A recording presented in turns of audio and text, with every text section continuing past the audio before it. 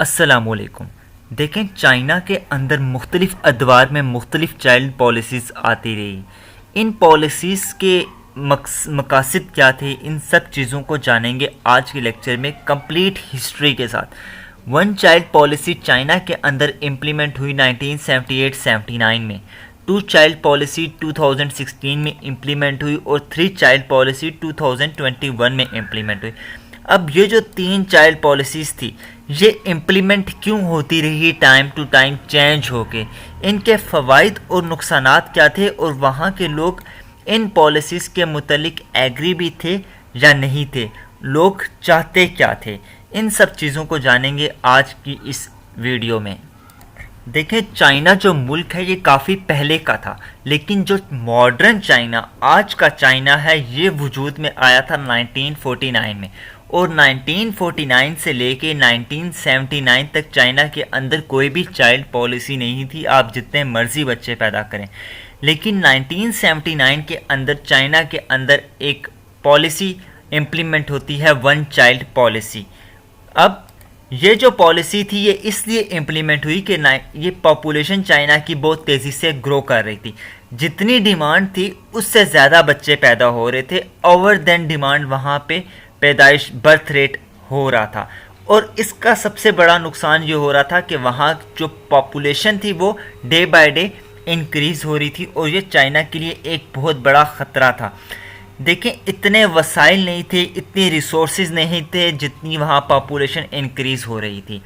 اس سے بڑا نقصان یہ ہو رہا تھا کہ جو وہاں پہ لوگ تھے، جتنے زیادہ لوگ بچے پیدا ہو رہے تھے، ان امپلائمنٹ، غربت بڑھ رہی تھی، کیونکہ آبادی اتنی زیادہ تھی کہ ہر کسی کو ایجوکیشن پرووائڈ کرنا، ہیلتھ فیسلٹیز پرووائڈ کرنا بہت زیادہ مشکل ہوتا جا رہا تھا۔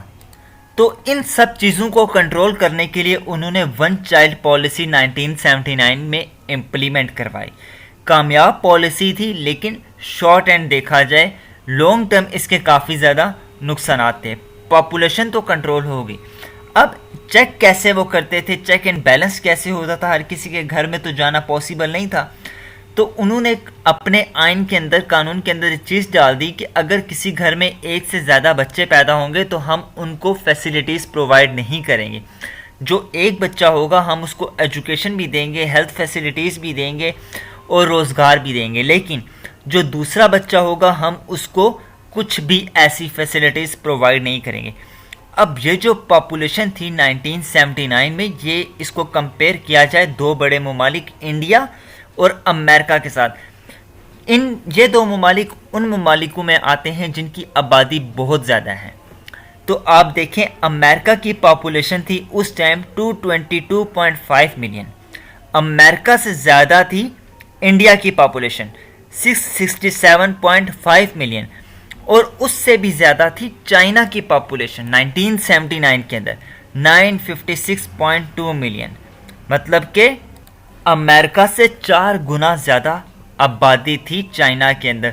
یہ بھی یاد رکھا جائے جو چائنا کی ٹیریٹری ہے، چائنا جو پورا ملک ہے، یہ بہت چھوٹا سا ایریا ہے جس کے اندر یہ آبادی، کیونکہ یہاں پہ واٹر لینڈز باقی چیزیں کافی زیادہ ہیں، جبکہ انڈیا کا ایریا کافی بڑا ہے۔ ایک بہت بڑے ملک کے اندر، لینڈ کے اندر 667.5 ملین لوگ رہ رہے تھے، لیکن انڈیا سے کم لینڈ تھی چائنا کے پاس، اور اس میں 956.2 ملین لوگ رہ رہے تھے۔ اب 1980 میں یہ پالیسی چینج ہو جاتی ہے، اور اس کی وجہ کیا تھی وہ بھی میں آپ سے ڈسکس کروں گا۔ اب پالیسی جو چینج ہوئی اس کا کرکس یہ تھا، مین پوائنٹ یہ تھا کہ اگر کسی بھی گھر میں ایک بیبی گرل پیدا ہوتی ہے تو اس بندے کے پاس، اس عورت کے پاس رائٹ ہے کہ وہ سیکنڈ بیبی پروڈیوس کرے، لیکن اگر کسی گھر میں بیبی بوائے پیدا ہوتا ہے تو اس کے پاس رائٹ نہیں ہے۔ صرف 1980s کے اندر یہ پالیسی میں تھوڑا سا چینج آیا۔ اب اس کی وجہ یہ تھی کہ جو ورک فورس تھی وہ جینٹ سے بنتی تھی، کہ مرد جو تھے وہ وہاں زیادہ کام کرتے تھے، اسی لیے انہوں نے کہا کہ ہمیں مردوں کی ضرورت پڑ سکتی ہے، تو جو بیبی گرل ہے وہ ہو جس کے گھر میں بھی ہو، تو سیکنڈ بیبی کی آپشن اس کے پاس موجود ہے۔ ٹھیک ہے، اب ان کے فوائد اور نقصانات کو ہم دیکھتے ہیں۔ دیکھیں فوائد تو یہ تھے کہ جو پاپولیشن بڑھ رہی تھی وہ کنٹرول ہو گئی. 1979 کے بعد پاپولیشن کنٹرول ہو گئی. اب لوگ کم تھے تو ان کو روزگار بھی ملا. جب روزگار ملا تو پاورٹی غربت کم ہوئی. لوگ کم تھے تو سب لوگوں کو ایجوکیشن بھی ملی ہائی کوالٹی کی. لوگ کم تھے ہیلتھ کیئر فیسلٹیز بھی ملی. لیکن ایز اے ریزلٹ جو نقصانات تھے وہ بہت زیادہ تھے. ایک، پاپولیشن کم ہوگی. یہ تو ان کی وقت کی ضرورت بھی تھی، لیکن لانگ ٹرم کے لیے پاپولیشن کا ڈے بائی ڈے کم ہونا کافی زیادہ نقصان دہ ہے. وہ کیسے، وہ میں آپ کو بتاؤں گا. اب جو بڑے لوگ تھے، ایجڈ پیپل تھے، وہی رہ گئے کیونکہ چھوٹے بچے تو پیدا ہو رہے ہی نہیں تھے. چھوٹے بچے جو ایجڈ تھے وہی رہ گئے. اب وہ ڈے بائی ڈے جب ان کی ایج بڑھ رہی تھی وہ بوڑھے ہوتے جا رہے تھے. تو جو ایجڈ پیپل تھے وہ زیادہ ہو گئے اور جو ینگ پیپل تھے وہ کم ہو گئے. اور ساتھ ہی ساتھ جو اب ایجڈ لوگ تھے انہوں نے مرنا تو تھا ساری زندگی، زندہ تو رہنا نہیں تھا. اب جو ایجڈ لوگ تھے وہ آہستہ آہستہ بڑھ بھی رہے تھے. اس سے کیا ہوا کہ بڑے لوگوں کی بھی آبادی کم ہوتی رہی اور چھوٹے تو آلریڈی تھے ہی کم کیونکہ ایک بچے سے زیادہ آپ پیدا کر نہیں سکتے تھے. اس کا سب سے بڑا نقصان یہ ہوا کہ اب کسی گھر میں ایک بیبی ہے، بیبی بوائے ہے، تو وہ کس کو دیکھتا تھا؟ دو اپنے پیرنٹس کو، ماں باپ کو، اور ساتھ دو اپنے گرینڈ فادر اور گرینڈ مدر کو، دادا دادی کو. ایک بچے کے اوپر کتنا برڈن آ گیا؟ 4 لوگوں کو دیکھنے کا، جبکہ 4 لوگ مل کے صرف ایک بچے کو دیکھتے تھے. اب ایک کیس اسٹڈی جب میں نے پڑھی نارتھ ایسٹ کی، east west north south, China کے ہر ملک کے ہوتے ہیں. چائنا کا جو نارتھ ایسٹ ریجن ہے اس کے اندر جو ینگ لوگ تھے وہ کافی زیادہ کم تھے اور ایجڈ لوگ بہت زیادہ تھے. اب یہ آپ اس کا چارٹ دیکھیں. یہ 1979 میں یہ کتنا بڑا، یہ 1979 سے پہلے یہ گیپ دیکھیں آپ. یہ کون سا ہے؟ بلو. 15 سے 64 ایئر کے جو پیپل تھے یہ اتنے زیادہ تھے. یہ ان کا ایریا دیکھیں آپ. لیکن جب ون چائلڈ پالیسی آئی تو یہ ایریا شرنک ہوتے ہوئے نیچے کی طرف بڑھا. پھر اور دیکھیں 2020 سے یہ اور کم ہوتا جا رہا ہے. اسی طرح 0 سے 14 ایئر بچے پیدا اب نہیں ہو رہے تھے، 20 سے کم ہوا، کم ہوتے ہوتے بالکل شرنک ہو گیا. 100 یہ 65 سے جو بڑے لوگ تھے یہ کم ہوتے ہوتے کم ہو. اس طرح جو پوری اوور آل چائنا کی پاپولیشن تھی وہ گرتی گئی. اب جو نارتھ ایسٹ کی میں بات کروں اس کے اندر 4 ان کے صوبے آتے ہیں، لیوننگ، جلن اور ہیلونگ جیانگ. یہ ان کے 4 صوبے ہیں. اب جب آبادی یہ وہ ایریا تھا نارتھ ایسٹ کا جہاں پہ بوڑھے ہی رہ گئے تھے، بچے تھے ہی نہیں اور روزگار بھی نہیں تھے. ان لوگوں نے کیا کیا؟ نارتھ ایسٹ سے ہجرت کی اور باقی جو دوسرے ایریاز تھے، دوسرے اسٹیٹس تھے، پروونس تھے، وہاں پہ چلے گئے. جب آبادی گر رہی تھی تو چائنا کو خیال آیا کہ یار ہمارے پاس تو ورک فورس ہی نہیں بچے گی. تو 2016 میں چائنا نے اپنے ملک کے اندر ایک اور پالیسی کو امپلیمنٹ کروایا، وہ تھی 2 چائلڈ پالیسی. اب یہ بھی کافی زیادہ فیل ہوئی. جب یہ فیل ہوئی تو انہوں نے امپلیمنٹ کروائی 3 چائلڈ پالیسی اپریل 2021 میں. یہ جو پالیسیز امپلیمنٹ کروا رہے تھے اس کی وجہ یہ تھی کہ جو برتھ ریٹ تھا وہ ویری لو تھا، 1.3%، جبکہ انڈیا کو دیکھا جائے تو وہاں پہ بھی 2.2% برتھ ریٹ ہے. تو 1.3 برتھ ریٹ بہت زیادہ کم ہے. بیلنسڈ برتھ ریٹ جو تھا اس کے مقابلے میں کم تھا. اب وجہ یہ تھی کہ بچے کیوں کم پیدا ہو رہے تھے، جبکہ 2 چائلڈ پالیسی بھی امپلیمنٹ ہوگی، پھر 3 چائلڈ پالیسی بھی امپلیمنٹ ہوگی، پھر بھی بچے کم پیدا ہیں. اس کی وجہ یہ تھی کہ جو وہاں چائنا کے لوگ تھے وہ اب ریڈی ہی نہیں تھے ایک سے زیادہ بچوں کے لیے. ان کا مائنڈ سیٹ بن گیا تھا. انہوں نے اپنی جو سیلری وغیرہ تھی اس کو کیسے مینج کرنا ہے وہ ایک بچے کے حساب سے ہی سیکھا تھا. اب دوسرا بچہ ان کے اوپر برڈن لگ رہا تھا. اب ایک اینکر نے انٹرویو کیا وہیں چائنا کے اندر سوسائٹی میں کہ آپ کتنے بچے چاہتے ہیں، یہ اس کا کوسچن تھا. تو مختلف ریپلائیڈ آئے جو میں نے انٹرویو میں سنے وہ میں آپ سے شیئر کرتا ہوں. ایک نے کہا کہ اب ہمارے پاس اتنی انرجی ہی نہیں ہے، اتنی طاقت ہی نہیں ہے کہ ہم ایک سے زیادہ بچے کو سنبھالیں، اس کی کیئر کر سکیں. ٹھیک ہے. پھر کسی نے کہا ہمارے پاس اتنی ہمت ہی نہیں ہے کہ ہم ایک سے زیادہ بچوں کو پروڈیوس کریں. کسی نے کہا کہ ہمارے پاس ویلتھ ہی نہیں ہے اتنی. اور ایوری ون نوز کہ اس ٹائم میں کیسے لوگ اپنے بچوں کو مینج کر رہے ہیں, کیا کیا ان کے اخراجات ہیں. تو انہوں نے کہا ہمارے پاس اتنی دولت ہی نہیں ہے کہ ہم ایک سے زیادہ بچوں کو پیدا کریں, ان کے اوپر لگائیں.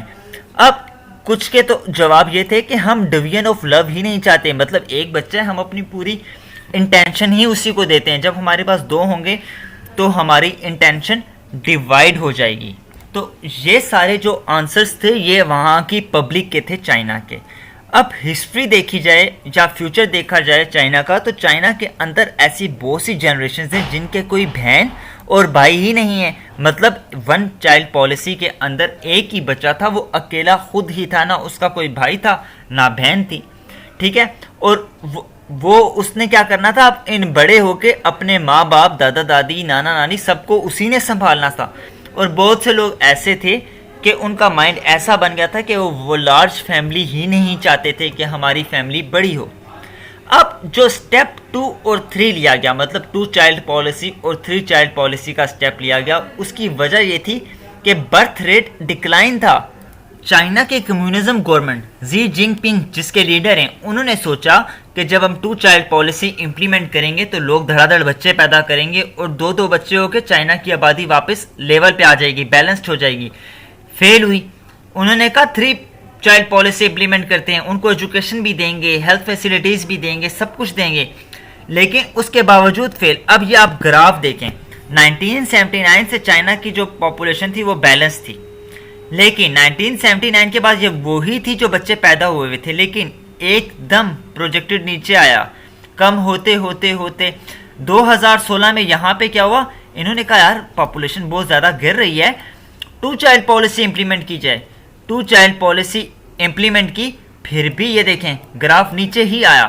تب انہوں نے 2020 میں چائلڈ پالیسی امپلیمنٹ کی اور ابھی یہ گراف واپس یہاں پر ہے.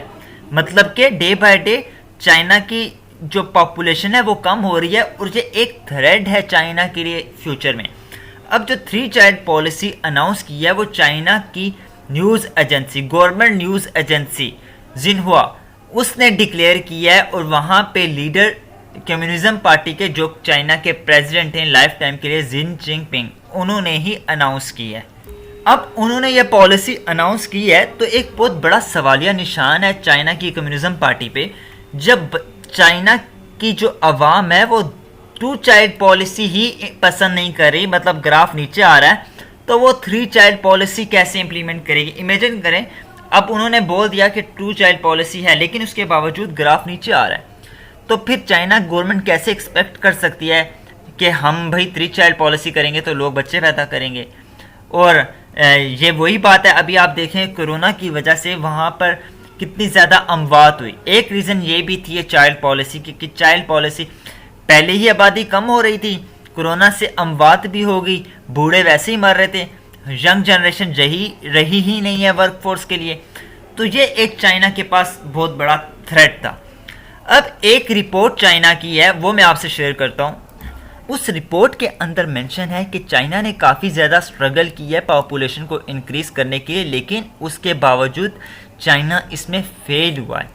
اب وہاں پر کچھ سٹیٹسٹکس مینشن تھی.